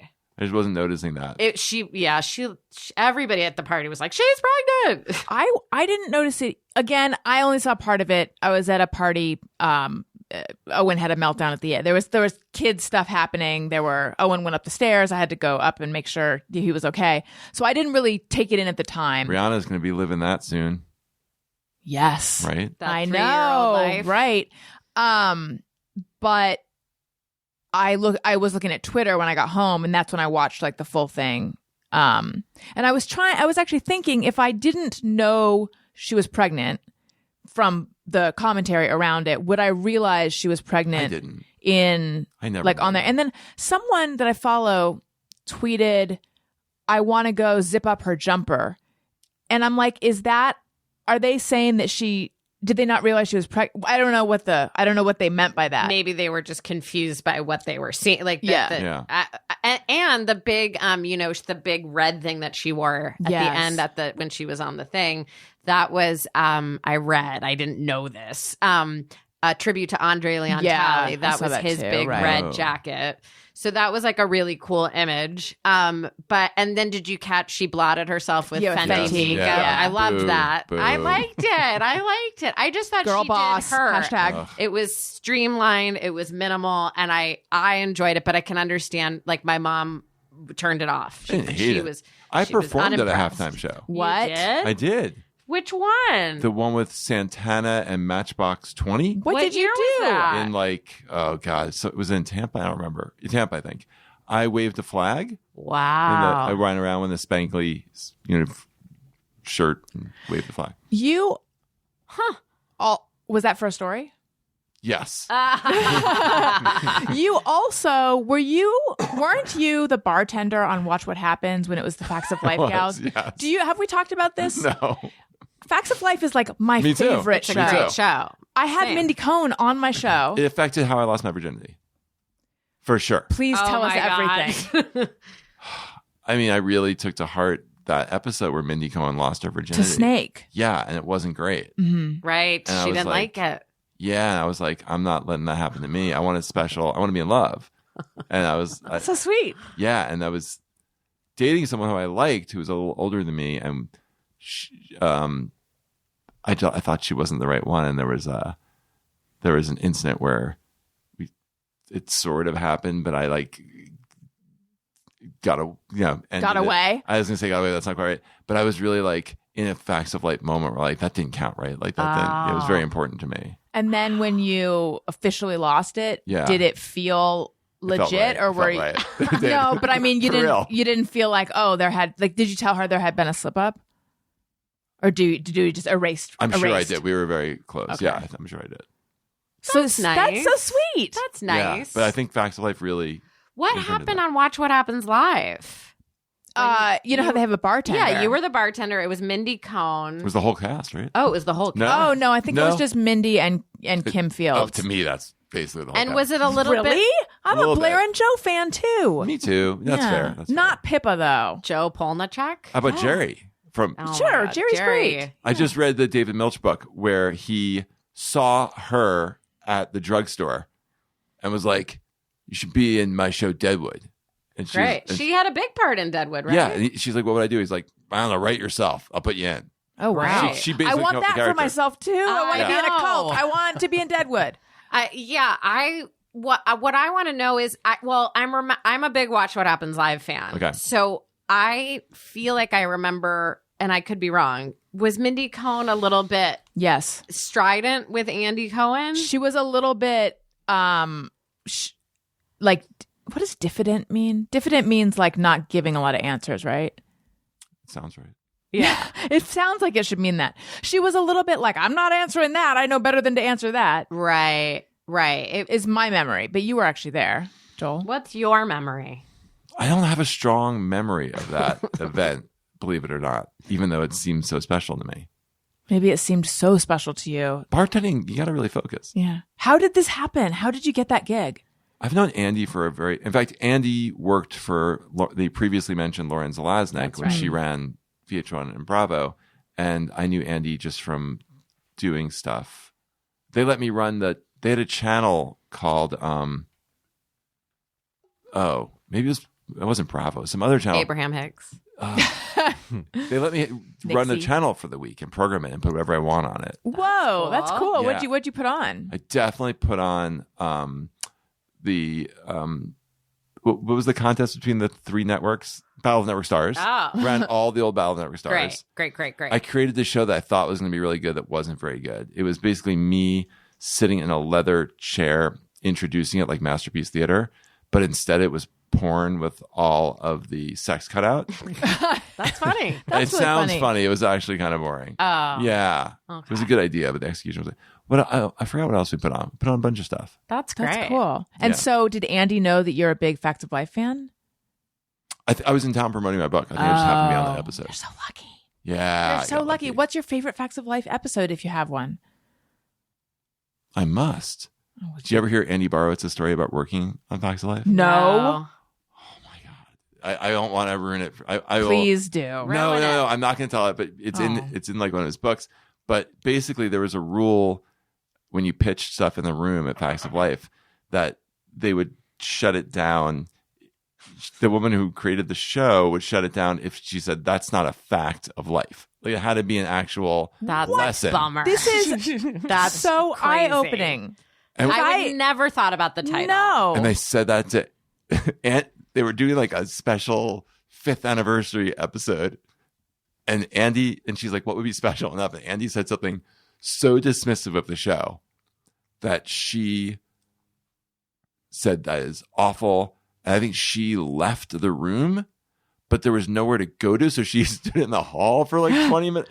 It's a crazy story. I love stories story. of real life storming out because you see storming out on television She stormed and movies out and she all the time. chose the wrong door, basically. Yeah. I Oh, that's remember so going funny. to lunch with some people that I worked with, and one of them got angry and stormed out and then stood by the car till everyone else came out because That's she the had best. gotten a ride. Storming is hard. You can't do real life storming. Tony, did you happen to look up diffident? Yeah, basically it's like shy. Is basically. Oh, that's not at all. Oh. That, there's Someone- another word that I always want to Different? mean. While you No. think about it, I just Okay, want to say please, my please. favorite Facts of Life please. episode was Yeah. the special Facts of Life in Paris. Oh, I love Facts of Life Now, in Le Mans. Am I thinking about so Family Ties and Facts of Life both went to Europe around the same time? Yes, the hairbrush This was is the Family hair Ties. Okay, I was gonna say it was the hairbrush Facts of Life because Family there was like a Ties. camera and the Yes. hairbrush. Okay, No, all right. okay. Family Ties was Kylie, Natalie's is his name Garrison Kylie or something? Natalie's favorite author is like a wino, and he has his book due, and they're going to get. So that's that plot. Blair, like she goes to paint Sakakor and or sketch it or something, and these like different like creepy guys hit on her, and at the end she chooses herself. Right. Joe falls in love with David, and there's a whole like Le Mans thing. Oh, Natalie and Tootie also. No, all the girls they're at this girls' school with like this very uptight woman who's leading it, and then they all decide to during the tour that Blair knows by heart. They decide to make a break for it, because Blair's like, they're going to direct our attention to the top of Notre Dame. That's when we make a break for it, and they all scatter and run away. Oh, and then Mrs. Sorry, I've lost myself. Mrs. Garrett goes to chef school. Oh my God. And the that's right. chef is like mean, and then the driver's like, stick to your guns, love. Oh my God. This show. Joel looks we went pained. from a girls' but school that's not my to favorite. Yeah. Edna's Edibles to Over Our Heads. I mean, the show just meant a lot to a lot of people. We should start a dispensary called Edna's Edibles. Yes. Oh, that would yes, be hilarious. that's so good. And like 4 people would get it, and it would be amazing. And I also had Pam. But they would buy so much marijuana because that's exactly the kind of person we need. Yes. I had Pam Adlon on my show. Do you guys know who She's Pam great. is? Yeah. And she had played Kelly. What? Yeah. It's hard to realize it's her. Before she was married, her name was Pamela Segal. And there was a season where there was a girl named Kelly who was shoplifting from Edna's Edibles. Oh. And it turned out that she like almost like imprinted on Joe and wanted Joe to think she was cool. And she said she was being like shaken down by a street gang and she had to give them money. But then it turned out that she was actually very rich. This is a good role for her. Yeah. Yes. Yeah. And she had a bi-level hair, a Svelby pretty much. What'd you call it? What? A Svelby? A Svelby. What's that mean? Short front, long back. Oh. You knew Sure. Svelby. I didn't. No, sorry. What do they call it? Mullet. Mullet, yes. I had a mullet for many years. Me too. I think I have one right now. Where I grew up, If it you was Google Svelby. my name and mullet, I bet it beats your mullet. Oh, Mullet Wars. Yeah. Mullet Wars. That's also fun. Anyway, she was on the show, I think, for a season. And she said, when I interviewed her, that some of the cast members were very not welcoming. And that was a little heartbreaking. Yeah. I also heard a rumor that there was one season where a lot of the ladies gained some LBs. Yeah. And I guess craft services, like at the crafty table, it was just like there were like gates around it so that nobody could. I mean, again, remember it was the 80s. Yeah. But yeah, it's I had heard that too. And next time you have Pam Adlon on the show, ask her about her role as Dolores Rebchuk in Grease 2. I wish you had been around when I first had her on. I didn't remember that she was in that. She's Lorna Luft's little sister in Grease 2, and she's so good. Daniel loves Grease too. That's why Daniel and I are friends. Well, can I ask a Super Bowl question? Yeah. That's not halftime related. No. Yeah. Oh, then you might want to direct it to Tony because he understands football. Well, I remember during past Super Bowls when I was younger, there would be a lot of time spent on the losing team's bench showing players crying. There was a lot of crying at the end of the game. And I felt like there was no crying at all. And everyone was just like, good game, moving on. Like I felt I lacked that gravitas. I needed to see people cry. I forgot that was a thing they would do. What happened to the crying? I don't know. Do you think that it stopped crying or they stopped showing the crying? That's a great I don't know. question. Yeah. I do feel like, I don't know if this was always the case, and I just never noticed it until the last few years, that like when I was younger and I was like really into football and I would watch it, and like if the team that I was a Bears fan, and so like if the Bears lost, I would be like bummed the rest of the day. Yeah. And then like when I was older and I like realized like watching them after the game, if they lost, I was like, oh, they're like smiling and like talking to the other team. I'm like, why am I letting it ruin my day? And so like maybe they make so much money now that they're just like, oh, you know. I don't think so. I mean, I wouldn't think, but I don't know. I saw 2 of them hugging. There were 2 big players from I saw that. opposing teams that hugged. I That's just don't okay, know who but then they are. you hold it together, then you go cry afterwards. Right. I would cry immediately. I think they take it pretty seriously. I would think It's so. the but Super Bowl. I don't know. I was The just trying to throw out Rangers, a weird theory. For a pre-season hockey game, the Rangers let me sit in the penalty box, and I thought when people came in, I would talk to them and make jokes and be like, "Let's talk about what you did wrong." And they were so serious and so angry and so focused on the game that the intensity was not to be messed with. So I assume they still cry. I would have. Yeah, I don't know. You'd think just that amount of adrenaline would make you cry. But they cry. didn't spend much time afterwards, right? Like usually there's a trophy ceremony. It seemed like they went straight to Master Chef, right? They showed the trophy. They did? ceremony, Okay. Yeah. That's when I turned it off. Trophies. Yeah. That's enough. Do you have got any it. trophies? No.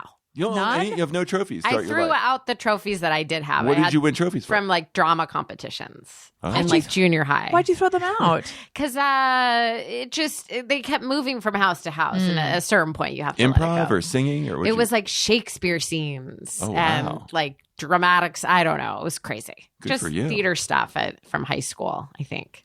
Is it pretty high level state competition? Or? No, just citywide. Okay. What city was this? The city of Los Angeles, but I grew up in the Valley. Still, that's for drama. That's I It mean, was like- Robin, didn't you go to the same high school that Val Kilmer did? Oh, I wish. He went to Chatsworth. Oh, okay. It's weird. Val Kilmer, Kevin Spacey, and Mayor Winningham were, and not Nicolas Cage, but there's one more guy that they were all at Chatsworth High at the same time. Oh, what's his name? Anthony Edwards. Wow. Oh. What a brat pack. I know, right there. And Kevin Spacey. And Kevin Spacey. Yeah. Did you do sports? Do you have trophies? What's your story? Where'd you go to high school? Where are you from? Hey, everyone back off.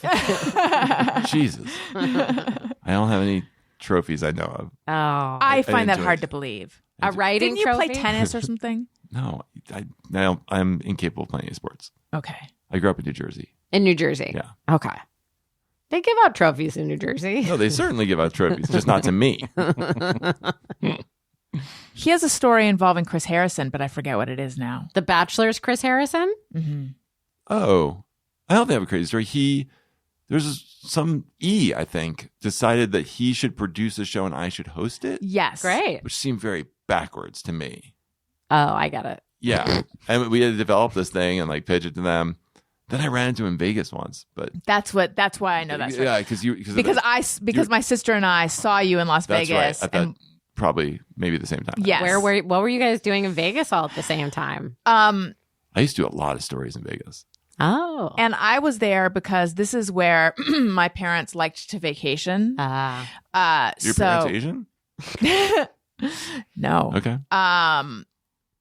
No, they just like to gamble, and they felt like it was like a decent a decent car ride from Orange County. And I mean, we went other places too, but they just really like Vegas. So we all went to Mandalay Bay. Oh, one that's year. fancy. But Yeah. the front part of Mandalay. Yes. The hotel. The hotel, that's what it's it's called. What a terrible name for Googling. But anyway, my sister and I were big Joel Stein fans. We read him like every week. Like many women. And yes, like many. We were just a couple of many. And we saw him. Oh my God. We're like, oh my God, is that Joel? Oh my God. And I mentioned this to Joel when he came on my show, and then he needed to hear about it in excruciating detail. And I couldn't provide the detail he wanted. I was very disappointed they didn't come up. How to me. did it feel to have such big fans? Well, it didn't we feel didn't, like anything. we If they didn't didn't come talk up to to me. him. I know, but now you know in retrospect. Yeah. Feels like lost opportunity. Oh, all right. Well, Next time. When you go back in time and delete your condom comment, Right. I'm going to go back in time and I will have said hi to you. Oh man. useful ways of using the going back in time thing. Very, very, very useful. Done a lot of thinking about this, and I feel that is the best use of it. Okay, let's do just me or everyone. Sometimes I ponder on something I have thought or done. Is it just me or everyone? All right, Robin, do you have one? I do, but can I ask a quick question? Yes. In my mind, it's Daniel, your husband, who's singing both the theme song and that song. Is it not? No, it's not, but I love that so much I like because the mental image of yes, It just seems like it's him. people have said before like what they think it is. Is trying to it Sinatra? It's Frank Sinatra. Oh. Yes. That's no, right. it's this guy Tom Rapp who performs as Trap Dog. Ooh. And he did all the music a long time ago. Yeah. Great job, Tom Rapp, not Daniel. Hey, go F yourself. Oh, this is just me or everyone. Oh, sorry. Is it just me or everyone? Or is a public... Tomorrow's Valentine's Day. Oh, Jesus. And I know that by the time this airs and posts, Be in the rear view. It will be in the rear view mirror. But I just want to say, is it just me or everyone? When I see a very loving Valentine's Day post on Instagram, It's not just you. I guarantee you in 2 months you will see a divorce announcement. Like Not just you. I'm not saying if you don't feel in love that you shouldn't post about it, but there's I am. something that makes me so nervous. Like, don't post it. And there's a blogger that I follow, and I've been following her for years. And her husband was always posting these like, look at our wedding pictures. And I was like, they're getting divorced. And guess what? They're getting divorced. And Wife yeah, you guy. can't say who it This is. is the definition of wife guy. It's cupofjoe.com. Oh, I don't even. Oh, they're breaking up? Do you know, You know them? No. Okay. But it's still sad. I don't even love that blog, but for some reason, sometimes I'm involved in that blog, and I just was like, I just want to say, if you post something, I will take it as your divorce announcement. Like anything or Any The wife super guy. flowery. Any of it. Any of Okay. it. I'm celebrating our anniversary. I'm so glad you're part of my life. All of it. But even wife to husband, my stepsister, The like worst. 2 weeks before she got divorced, put the most love back in the Facebook days, like put the most loving thing Yeah. on Facebook, and I was like, oh no, So desperately performative. But Yeah. Why is that? Do people? Right, I'm just why? trying to get into the mindset. Well, you're like if trying your to marriage please is the like other on the person. rocks, you're like, I'm just gonna. It's the please- boombox. It's Yeah. it's John Cusack with the boombox, which in real life doesn't work, right? No, Yeah. By the time you get to the boombox, it's all over. So by the Correct. time So you it's get the to like the gesture. loving, I can't believe you're with me Instagram post, it's already too late to say. That's true. So it's not just me. I feel so like I'm very anxious about the post tomorrow because it's like reading the Yep. tea leaves of who's gonna get divorced. to see. And I'm an asshole because I'm like, now that I know how to look at it, I'm excited to see what's happening. No, I mean me too. I, for the most part, agree. But I make a distinction between what feels like an honest post, like say what Daniel might do for me. Yeah, sure. I'm just kidding. He very rarely does. I think on Mother's Day occasionally, or like my birthday occasionally, he'll eke out some sentiment. But to me, there's like a certain kind of post that is really like, okay, you guys are clearly this is forced. The death knell post. That's Yes. too much. Yes. That Like okay. someone's afraid they're going to get in trouble. Someone's making Oh, up for yeah, something. we gotta keep our eye on those tomorrow, Yes. guys. Just Yes. who's about to get in trouble. Let's send them around, but be careful not to send them to the person. to the person. Yes. Right. So, Joel, you seem happily married. You have a child. Do you not do any sort of sweet post? I do no public Oh. explanations of my relationship at all. And does In fact, she? I proposed to her like on an average day in our apartment. Like Aw. I kind of Nice. want to keep the private more. I mean, I write about her sometimes, but I don't like. I don't try and impress her through the public. Right. And on Mother's Day, you wouldn't be like, thanks to the woman who does it all and is I'm a not a rock big social star. media guy, Yeah, so yeah. It just those made Mother's Day as a whole. We'll talk about that on Mother's Day, but tomorrow I'm really bracing myself. Yeah. But you know what? It is just us because everyone else is going to post a really nice Valentine's Day thing, and I'm just a cynic with a dead heart, I guess. I'm going to the dermatologist tomorrow Ooh. and getting a laser treatment, which I've been thinking about for like 10 years. Hell yeah. So I'm certainly not doing any fun Valentine's thing. I'm going to, What part of your body are you doing that to? my face. Does that go on the Patreon? Oh. Well, I feel like I should Sure. take before and after and like document it. Yeah. I'm just getting some sunspots. I It's just got IPL. some, remember? Really? All of those? just by- You getting all of them, both? Well, it's funny because I mentioned to someone else. Just Oh, you're kidding. being a dick. I don't see any sunspots. Okay. I mentioned to someone else and they're like, you're still going to have freckles though, right? And I was like, I don't think so. I don't know. Huh.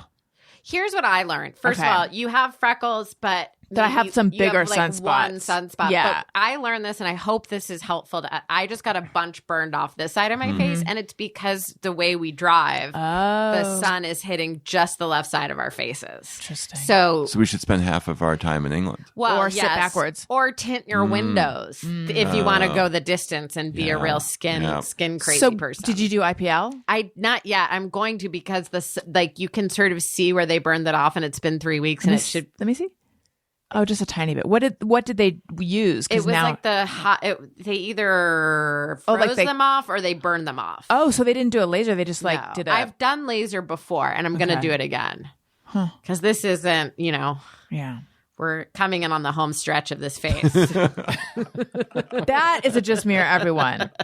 I have thoughts like that. Like, this is like just entering the whirlpool of the circling the drain of my life. Oh, it's over. I saw a picture of myself at Morgan's party last night, and I was like, that's it. That's a wrap on Robin's face. That's a series wrap. So I'm not doing anything for Valentine's Day as anyone else here. Tony, you're newly in love. Are you guys doing something special? We kind of already, we just went to like a nice dinner last week, but we wanted to do it away, not on a crowded night. And yeah, I'm probably going to be stuck working tomorrow all day pretty much. So Romantic. Are you and your boyfriend doing anything? I think, we had a really honest conversation about not doing anything, but I did see something on Instagram. There's an artist that I really love named Jeff McFetridge, and tomorrow night's the opening of his new gallery show. So we might just go do that and make dinner, because getting dinner from a restaurant tomorrow night's going to be complicated. Yeah. It's just amateur hour a little bit. yep. Joel, what are you too private to share what you might be doing? No. I also think restaurants on Valentine's Day aren't fun. No. Yeah. So I'm cooking. I already started. I started the day with the quiche that I'm making, but then there's a duck confit that I'm doing that's in the refrigerator, and that Look at you. salad with that. I might do an onion soup too if I'm feeling ambitious. Wow. That's incredible. And this is like a Valentine's thing you're doing. And a really good bottle of wine. And then Right. and my son and I learned how to this is a tip for the listener. Chocolate covered strawberries, very expensive. They are a joke to make. Yeah. Yes. It's crazy.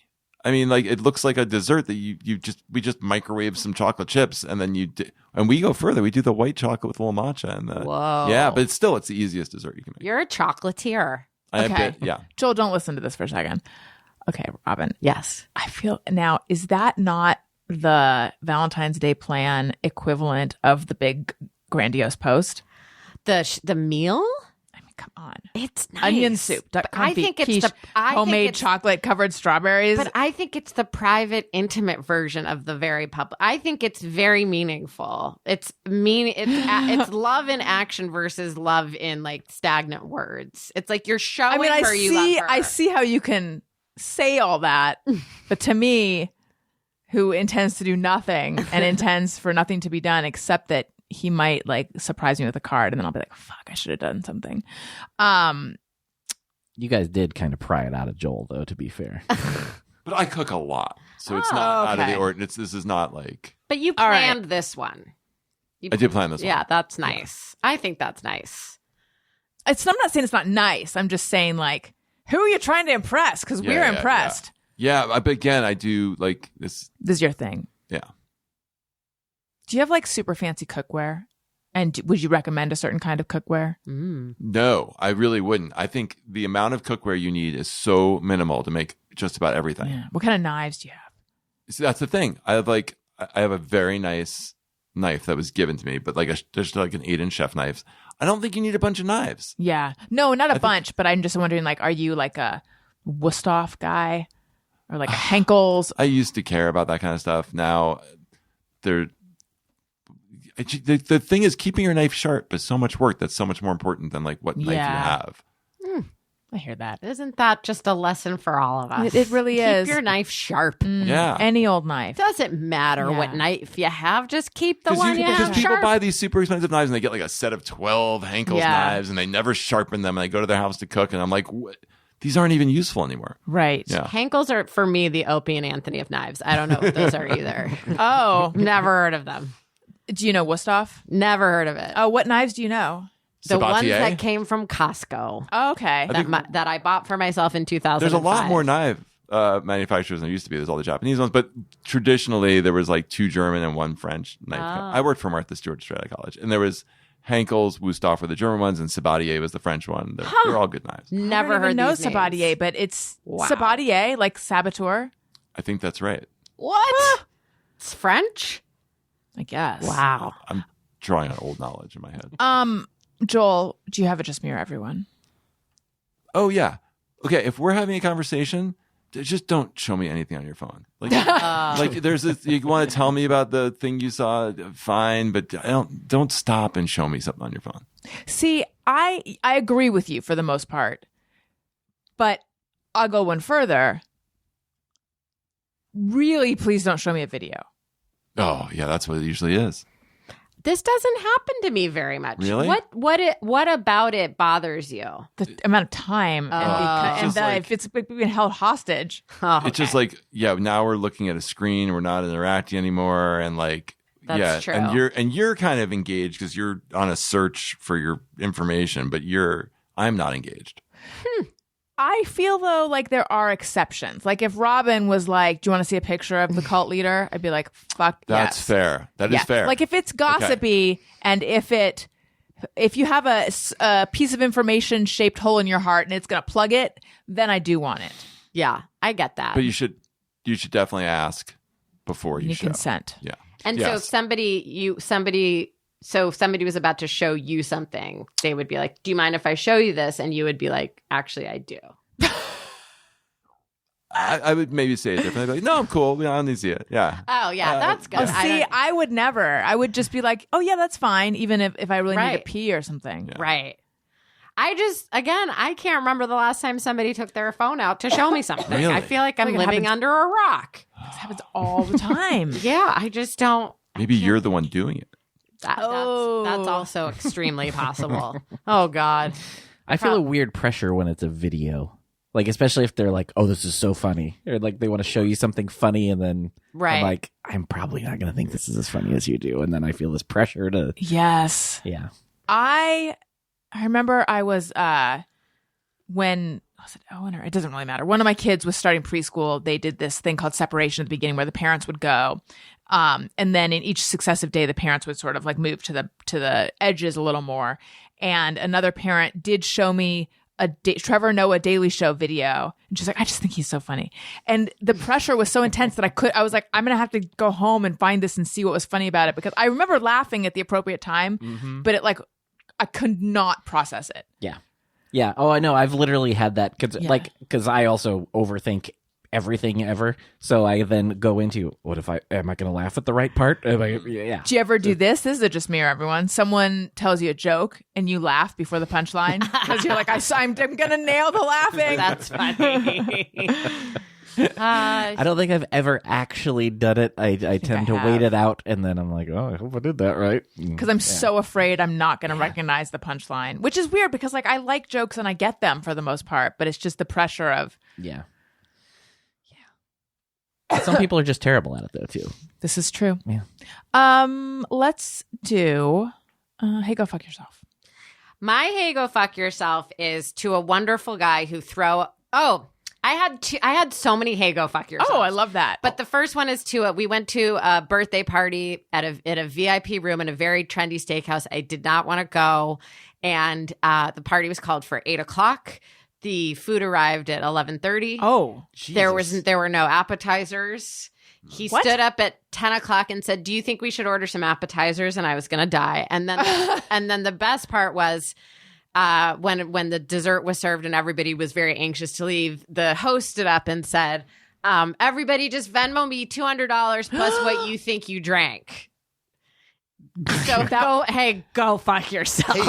Hey, go fuck yourself. It was Wow. a rough night. It was a rough night. What was the and it occasion? called into question how Sam and I socialize in the world. Like, and there were people sitting next to me that were lower level writers or assistants that didn't know that they were going to be paying for their meal. And so it was such a disaster. This because was an adult man who threw himself a birthday party. Yes. All He right. threw himself That's a birthday our party. problem What right would there. he should have said, and he's a really nice guy, he should have said, hey, I'm going to be at this bar. If you want to come have a drink or order some food, come join me. But the woman who was sitting next to me, like her nails went into my arm because she had just been working on a show that like the episode order got cut. And it's just like, it was just tough. We wanted to celebrate this guy, but I spent the entire next day like in a blind rage. Over which aspect specifically, or the whole thing? The whole thing, but knowing in the car when it was taking forever for the valet to even get to my car, and we were on Sunset Boulevard on a Saturday night, I was like, I should just go. But I'm in a relationship and I have to be responsible. I'm going to take one for the team. I'm just going to do it. And then was it his people? it was his friends, and I just the whole time I was like just having conversations with people, being like, where's the food? I'm going to die of hunger. Where's the food? And then everybody else started getting hip to like, oh my God, I'm so hungry. And the only thing on this table is water and alcohol. No bread or anything. No, not even it would have been clobbered if there was bread. But just the whole thing of just asking the people to Venmo at when the they didn't end know, yeah. was tough. And then just driving home and just knowing that like Sam said, he spent more money when he went to Massimo's restaurant in Modena, Italy than he did. He spent less money than he did that night, which is tough. But I like the guy. Why did it but take so long for the food to get there? There was because no we one didn't- ordering? No one initiated the ordering, and then there were like 40 people, so they had to make 40 plates. And I was like, this is a disaster. I should pretend I'm sick and leave. And I had like 17 exit strategies, and I used none of them and just wound up being angry. Oh, that sounds... It was crazy. Yeah. That's a side of me I don't want anybody to see. 11:30. Hungry, just like hungry, but also being like, you have no social skills. How could you do this to a group of people? Right. The guy, though, or his consigliere? It was the guy. Okay. He did not plan this well. Wow. Yeah. That sucks. And really quickly, my last go fuck yourself is if anybody's seen, I highly recommend the Hulu documentary Stolen Youth. Oh, I haven't which seen is about that, the yeah. Sarah Lawrence, the cult that was started at Sarah Lawrence, and Lawrence Ray, the leader of that cult. Go fuck yourself. He ruined a lot of people's Go lives. fuck yourself. It's really intense, by the way. That trigger warning. That's an intense documentary to watch. Okay. Yeah. But you recommend it? Highly.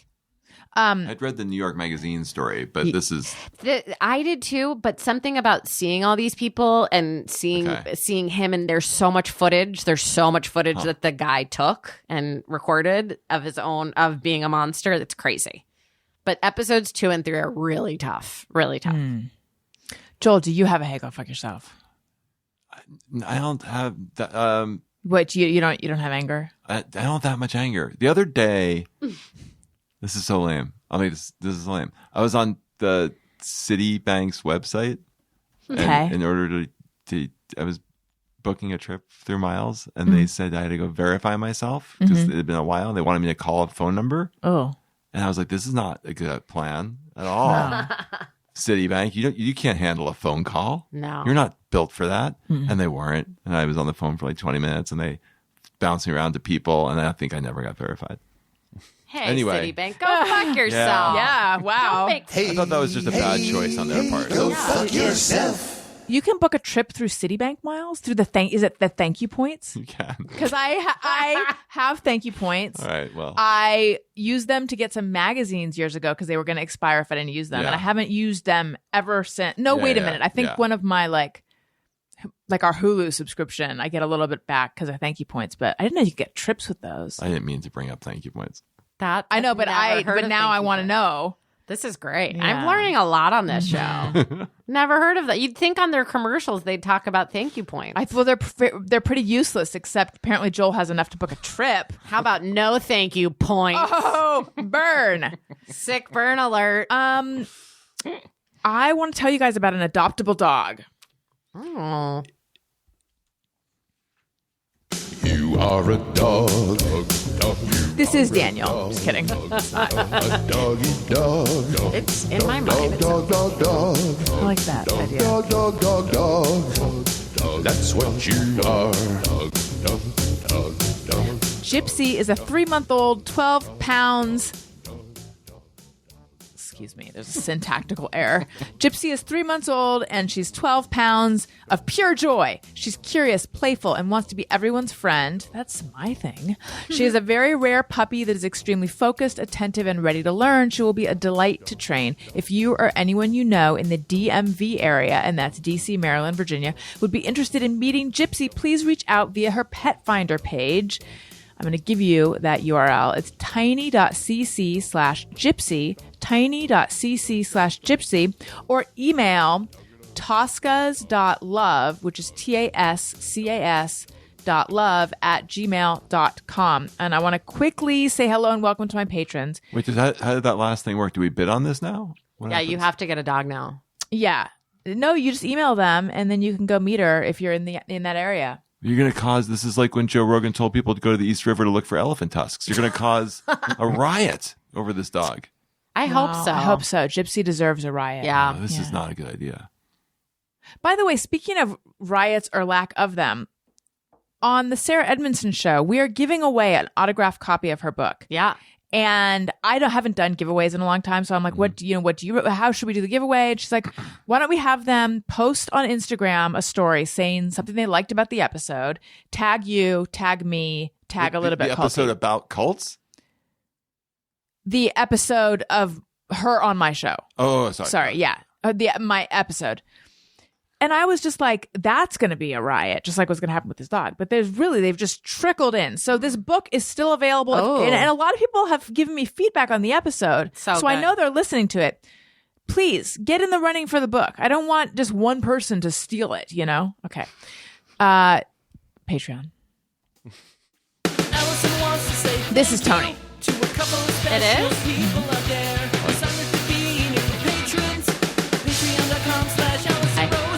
I'd like to say hello and welcome to Carrie Griffith, who opted for an annual subscription, to Veronica, annual subscription, to Mike Howard, annual subscription, and to Mario Segura. Didn't go for the annual subscription, but that's okay. Hello, welcome. I hope you're all enjoying it. Patreon.com/Allison Rose. And I'd also like to give a quick plug to my other new Patreon, Upwardly Weekly, which you might have known and loved, I hope, is no more. But Todd and I know. It's all right. Oh, match game? Price is Right. Price is Right. Todd and I are continuing as yet untitled podcast. Just one tier, $2 a month. Patreon.com/Allison and Todd. Allison with 1L, Todd with 1D. Take it up with our parents. This has been so much fun. Robin, please plug anything you'd like to plug. Tell people where they can find you. You can find me on Instagram at Robin Shore. That's where I'm the most active. ROBINSHORR.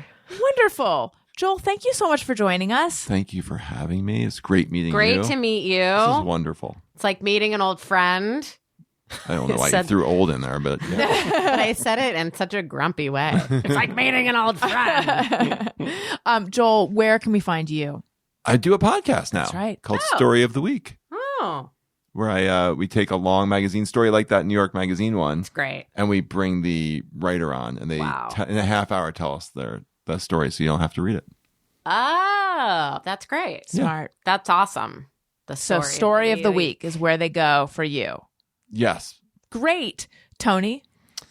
Same old stuff. Twitter and Instagram at. Tony Thaxton. Tony Thaxton. Nice. And I can see why you won those awards. Bizarre Albums every Tuesday. Nothing else. And follow me on social media at Allison Rosen on Twitter and Instagram. And if you like what you're hearing, or even if you don't, please make sure you're subscribed. Leave us a nice comment. Click 5 stars. It helps out the show. You guys, thank you so much. Thank you for having us. Which of us was better? Oh my God. I I think can't choose. I think it was a group effort. It was you. It felt was it you. was you. It No, was you were both The MVPs. cult thing really won it for me. Oh, but some of the people have heard the cult thing before, But not so- in that much detail. Okay.